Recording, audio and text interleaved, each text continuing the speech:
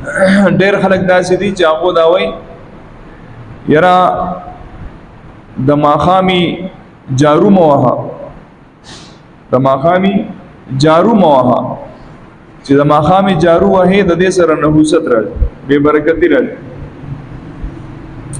دکانداران غریبانان اکثر پریشانی بیا تپوس کوي یاره مفتی صاحب دا خلک وایي چې د ماښامي جارو مه وهه، نو مونږ خو چې دکان صفایي کوو په ماښام کې کوو، د ورځې مونږ ته زیاته ټیم میلاوي.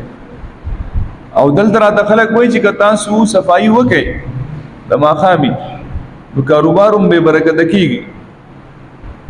نو آیا صرف د سحري صفایي به کوو او د ماښامي به نه کوو؟ دغه شان په کور کې زنانه د سحري به صفایي کوي لیکن د ماښام نه بعد به صفایي نه کوي. نو دا خبره یاد درئ په جارو وهلو کې هیڅ نحوست نشته، جارو وهلو کې هیڅ نحوست نشته. صفائی خو نیم ایمان دی، صفائی دا خو نیم ایمان دی، او د ایمان د باره دا نه چې په دې ټیم به کې او په دې ټیم به نه کې. ایمان خو 24 غنټې ضروری دی چې ستا د وجود نه یو لمحه او یو لحظه د ایمان جدا نشي. نو صفائی به هر وخت کې، صفائی به هر وخت کې داغه د پردا نشته چې ورې زب انتظار کوم سبا سحر شروع بیا به جارو وهم. نه، جارو د ماښامي مواله شي، جارو د ماسوتنې مواله شي، او هر ټیم چې تا د ټیم ملاويږي د صفای په کار دا چې صفای وشي. نو داسې عقیده نشته، دا د خلکو ځان نه جوړ کړي چې را جارو به د ماښامي نه وي. ها تاسو بلیدلی اکثر کدا جارو د چا سره و جنگيږي دا ځان له واجب غونډه کې خلک یو سیس جوړ کړي.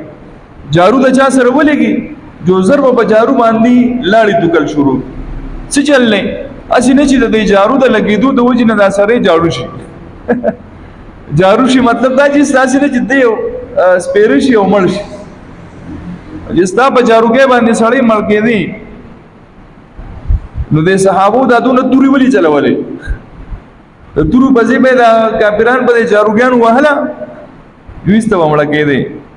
یا دا اوس چې خلک دا کمین خدي دي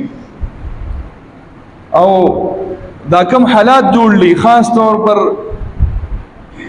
غواړي دا چې یاره دا تر می چې کم دی دا غرق او تبای شي جوخه دی، یاره دا رور می چې سونه غرق او تبای جوخه دی، یاره دا ورندار چې می سونه بیماری جوخه دی، د تر دا بچی می چې سونه بیمارانی جوخه دی.